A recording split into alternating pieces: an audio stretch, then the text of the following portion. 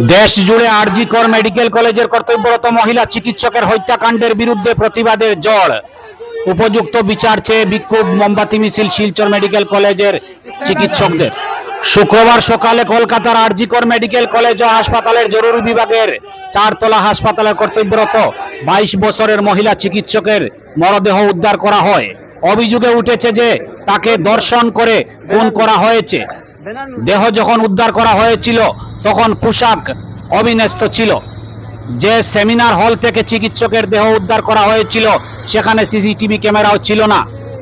মহিলা চিকিৎসকের নৃশংস হত্যাকাণ্ডকে কেন্দ্র করে সমগ্র দেশে থাকা সরকারি মেডিকেল কলেজ ও হাসপাতালের চিকিৎসকদের সঙ্গে সঙ্গতি রেখে শিলচর মেডিকেল কলেজ ও হাসপাতালের সব বিভাগের চিকিৎসকরা সোমবার সন্ধ্যায় হাতে মোমবাতি নিয়ে হাসপাতাল চত্বরে এক বিরাট প্রতিবাদী মিছিল বের করে হত্যাকাণ্ডের অভিযুক্তের বিচার সহ সমগ্র দেশের চিকিৎসকদের নিরাপত্তার দাবি তুলেন শিলচর মেডিকেল কলেজ ও হাসপাতালের জুনিয়র ডাইরেক্টরস অ্যাসোসিয়েশন।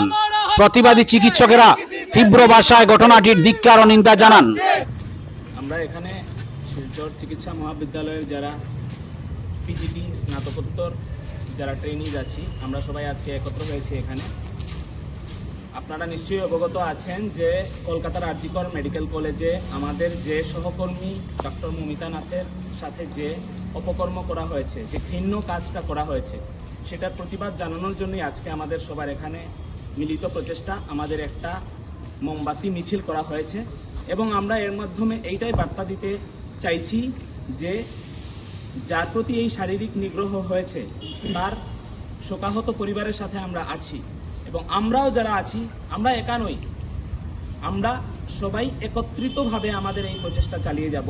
এবং সরকারের কাছে আমাদের এই আবেদন যেন অতি শীঘ্রই যত তাড়াতাড়ি পারা যায় এই যে ঘৃণ্য কাজ যেটা করেছে তাকে যেন পাকড়াও করা হয় এবং উপযুক্ত শাস্তি দেওয়া হয়। ডাক্তারদের উপর যে এটা প্রথমবার হচ্ছে সেটা কিছু নয়, আমরা সব সময়ই আগেও আমরা বিভিন্নভাবে শারীরিক মানসিক নিগ্রহের শিকার হয়েছি এবং প্রত্যহ এই অপকর্ম আমাদের বিরুদ্ধে চলে আসছে, কিন্তু এর বিরুদ্ধে কেউ আওয়াজ তুলছে না। আমাদের নিজের সিকিউরিটি বা নিরাপত্তা আমরা নিজেদেরকেই দেখতে হচ্ছে। তাই আমরা অথরিটি বা কর্তৃপক্ষের কাছে ওটা আবেদন জানাই যেন আমরা যে কাজগুলো করছি, আমরা তো পেশেন্টদের সেবা করছি, আমাদেরকে কে সিকিউরিটি বা নিরাপত্তা দেবে সেটা যেন অতি সত্বর ঠিক করা হয়। আমরা এই জন্য আমরা আবেদন জানাচ্ছি।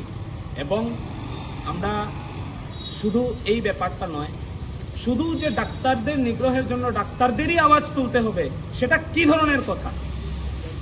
আজকে যদি চিকিৎসক ছাড়া অন্য কারো সাথে এ ধরনের কোনো ঘৃণ্য অপরাধ হতো তাহলে সমস্ত দেশব্যাপী আন্দোলন হতো, কিন্তু আজকের দিনে আমরা দেখতে পাচ্ছি বিভিন্ন সামাজিক মাধ্যমেও যে যখন ডাক্তারদের বিরুদ্ধে কোনো একটা কাজ করা হয়, অপরাধ হয়, তখন শুধু ডাক্তাররাই সরব হয়।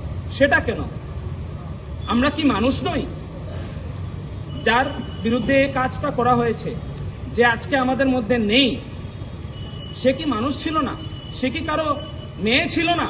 তার কি মা বাবা নেই?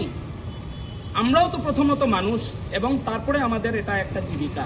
সেটা সবাইকে জানতে হবে, সেটা সবাইকে বুঝতে হবে এবং আমাদের পাশেও দাঁড়াতে হবে। আমরা যদি আপনাদের সেবা করছি, আপনাদের বাঁচিয়ে তুলছি, তাহলে আমাদেরকে বাঁচানোরও যে নিরাপত্তা সেটা আপনাদের দিতে হবে। সেটাই আমাদের বার্তা। There is nothing more that I can add to what Dr. Kanakrit said. Me, from all the members of the Junior Doctor Association from Silchar Medical College, we deeply condemn this incident. We have shown our deepest condolences in front of the OPD also today, and we have gathered in large numbers today to show that the deceased doctor is not alone. All the medical fraternity stands firm with her. And from our Junior Doctor Association's point of view, we have submitted few demands to increase the security inside Silchar Medical College campus. I hope the government and the authority takes care of it and they solve our problems immediately. So this is all. Thank you.